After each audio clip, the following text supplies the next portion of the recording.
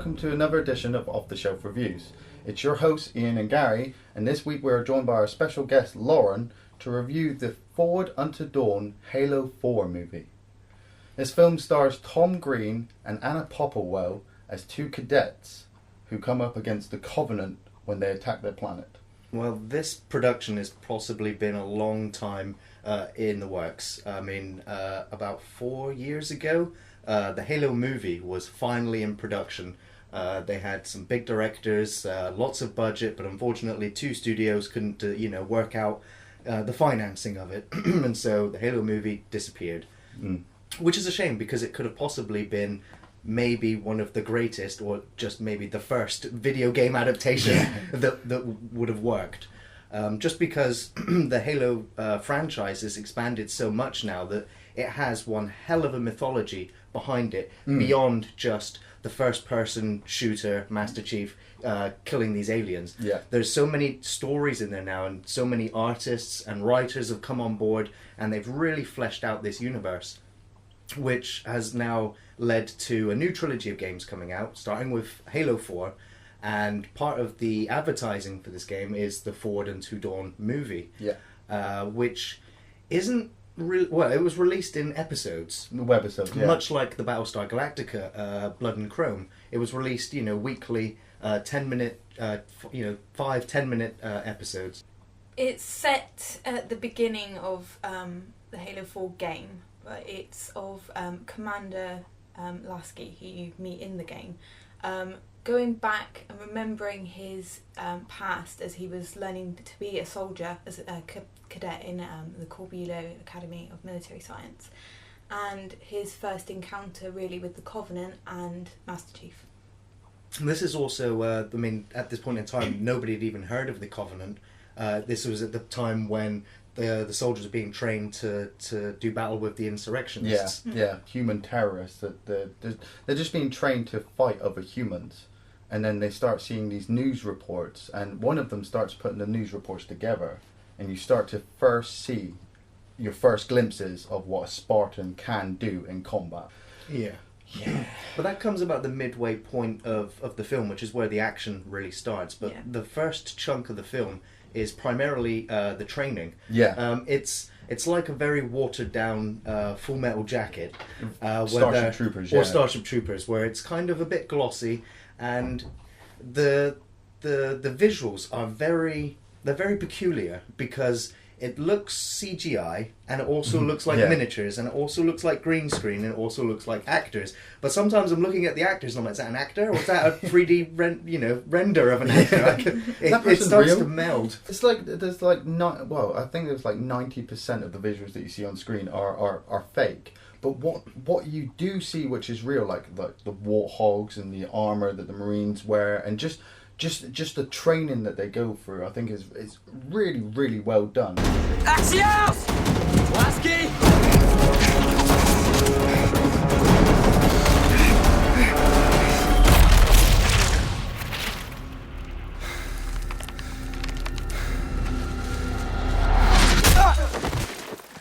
I mean, the producers of the director of the film had Bungie on his back and was giving like the encyclopedias and the games to play, and a line, you will follow this line, do not divert from this line.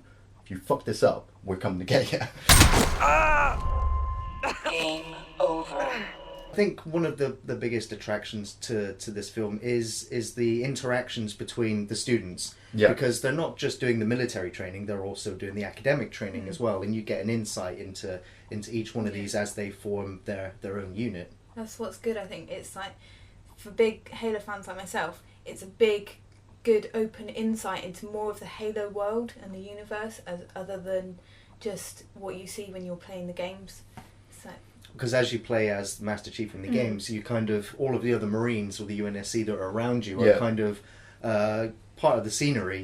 Sometimes they live, sometimes they die. But the great thing about it is it cinematically happens off screen if you're not paying attention to it. So at least with this film, you get to follow the grunts. Even though they're not completely combat ready, when the shit hits the fan and they're forced to deal with this unknown threat, you do feel for them at the situation that they're in, and the visuals of the explosion when the Yeah. the sky lift Elevator, comes yeah. down. It is fantastic to watch.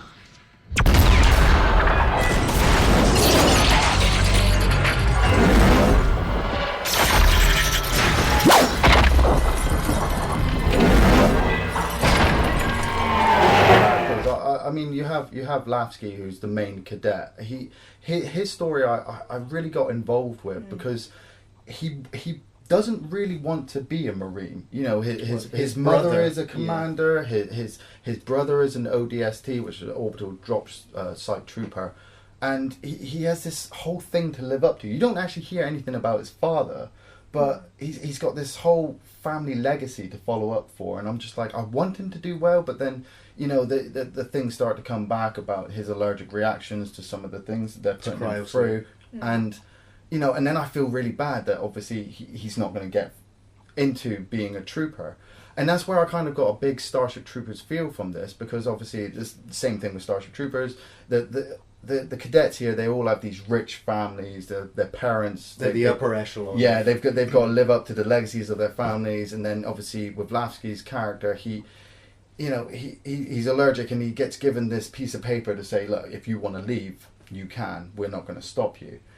And then everything just starts kicking off. Or you can take a walk down Washout Lane. You take a stroll down Washout Lane! Do you get me? Sir, yes, sir! Emphatic!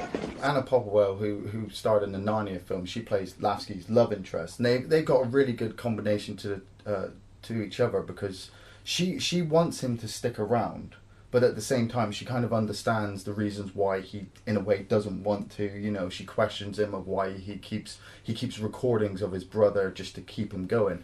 But there was one part, I mean, we're big Halo fans, and I couldn't help but pick up on all these little things that obviously don't exist in the film but happen in the game, like the part where she picks up the beam rifle that she picks up off the floor. There was one point she's firing off her assault rifle, and she fired like 4 shots, and then she's dropped the gun. And I'm like, where the fuck is the rest of the ammo? And then she's picked up this beam rifle, and she's shooting the vultures on top of the building. And I swear, in my head, she headshotted one of these things, and I heard the confetti go, and the little kids go, yeah! Yeah, it was a very kind of moment. You're like, yeah. I think it's good that they've got the weapons. Everything looks so similar, like to how it is in the game. And I think even though it is all like digitally, made up, but because it's so like the gameplay in that, it all looks really fake because it's a game. But when you see it in the movie, even though it's digitally made, it still looks like it could be real. Yeah. So it's really, I mean, it's obvious it's not real, but it like really draws you in, and like the swords and stuff, and you see it, and you're like, you see that glow, and when he comes through and punches through that statue, and you're like, so cool. But they did, when the Covenant just start falling from the sky, you just like, the shit's gonna kick off, and I think it's really good for them to take it back to before Halo, the actual when Master Chief goes to Halo, to find out what the Marines did when the Covenant first turned up, and they pretty much got their asses handed to them. They didn't know what to do. They didn't know what they were fighting. I mean, obviously, if you're a Halo fan, you know the Covenant have all these upgraded weapons and all these shields and just thousands of troops to be able to just drop and send through. But that's why we have the Spartans. Oh. And of course, you can't have a Halo anything near enough without Master Chief. We don't have much time. Let's go. It comes at just the perfect point in the movie where the kids are fated to die. It's game over for them, and then in comes the hero, the silhouetted lights. Yeah. And he's like, "Come with me if you want to live." You know, he is a badass in this. I mean, I've always tried to visualize what the Master Chief would look like on screen, you know, because we've played it. He can jump really high, he can run really fast, he can use every single weapon. He's combat extraordinaire. And so I thought, well, how are they gonna do it?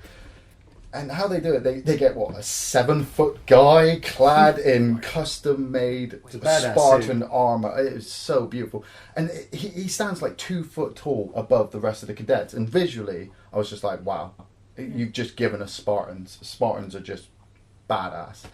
him running around, he's just dishing out orders. You go that way, you go that way. I'm going to run over here and I'm just going to do my little slow motion run with my pistol. Bang, bang, bang, Every shot to kill. Every shot to kill. But it's that comedy part, isn't it? That line where, he's rescued them and he's got them to suit up and then he turns to them and goes, who's the best shot here? Yeah. And one of the, Sullivan? And Sullivan goes, You probably. it's like, yeah, probably, yeah. See, I love the way that, obviously at the start, Lasky is really quite weak. He doesn't want to do anything. He keeps making all these mistakes. But then when he does go on point, I just love that scene because they're just sat around in the woods, just waiting around. They're looking at Lasky like, oh, come on, we've got to do something. He's like, no, wait. Right, now take your helmets off. And I was sat there like, what are you taking your helmet off for? What's that going to do? And you see all the rest of the troopers move in and they're just all ready to jump them. And then you just see these helmets sat on the floor. And I'm like, brilliant! Then all the shots go off. Tactical warfare. That's just awesome. So what is your favourite scene, Ian? I had a couple, mainly just the actual game referencing. I mean, when I first saw the Warthog drive up, it just looked so awesome. I wanted one. I just want one parked outside my house. I want to take it off road and just do skids. I can't drive, but I don't care. I just want a Warthog. But I think for me, my favourite scene had to have been the hunter sequence. Master Chief, he wants to take out this hunter and this hunter is just whacking him back like he's nothing. Lasky takes it on himself to distract it. And the Master Chief just runs up the hunter and pulls out this grenade. And immediately I was sat there watching this and I'm just like, aim for the pink bits. That's how you take it out of a hunter. You aim for the pink bits. And he just shoves that grenade into its gut, drops down, and the hunter just goes. Brilliant scene. Loren, your favourite scene? My favourite, I really struggled to find a favourite because I just love the whole thing. But I think it's when the sirens go off and it's all starting to build up to that attack on the Cam's and it's when they all get rushed to the tunnel and they're waiting and they're waiting to go up in the pods or whatever to get out of there. Yeah. And then suddenly they look up and they see those Covenant ships lowering in, and for the Halo players that are watching it and they're like, oh yeah, we know what's going to happen, we're going to see some Covenant now. It's like that whole, because they don't know what the Covenant are and they're just like, oh, what is this thing? But yeah, that's amazing. I love that bit. I think my favourite scene is the scene where the kids are trapped and cornered. They've got no weapons. They can't get into the weapons room, and one of the elites is he's got his invisibility on, and he's skulking around, and he's just walking into their quarters and just gutting them all. You can hear them all screaming and dying in the background, and they're just waiting for him to come into their room. It's really quite tense, and it captures almost the horror element that's not really there in the Halo games. So that scene was very well done. See, the elite sequence, they were just merciless. He's invisible, he's got this force blade, he's just gutting humans left and right. I was just like, you bastards. And then Master Chief turns up and just starts kicking ass. It's like... So would you recommend it? I would definitely recommend this. If you're a Halo fan, you've probably already seen this. But if you haven't, it's definitely a good little section for the story. To just slap at the beginning of everything that you probably already know about Halo. But at the same time, it's a good sci-fi experience. If you've never seen or have never played any of the Halo games, you don't know anything that we're talking about with Master Chief and the Covenant or anything like that. It's just a good introduction. It will just slot you in. You'll follow the cadets through the story. And by the end of it, you'll want to get in a dropship, you'll want to drop from orbit, and you'll want to kick the shit out of some Covenant. I'm going to not recommend Halo Forward Until Dawn to an audience that is not too keen on the Halo mythology, if you will, because Halo Forward Until Dawn is just another extended piece of that universe, and so if you're trying to find a way into it, you probably should start with the games. Yeah. Maybe not with this. I think this is like the icing on the cake for Halo fans. So as a standalone thing, it's not the Halo movie. It's just great advertising for the game, and so as part of the whole package, I think it really works. And so on that regard, I would recommend it. But for a normal cinema going or film going audience, there's not quite enough there. All of the training sequences, they are very well put together, but at the end of the day, they are kids. So the acting is not as believable coming from them at times. And I think it is a little bit too watered down in places. It doesn't feel gritty and realistic enough because of the sci-fi fantasy universe that it's set in. So I am a little bit mixed with it. So on the whole, I do recommend it, but for average cinema goers, there's not enough here for you. You recommend it? Yes, hands down, yes.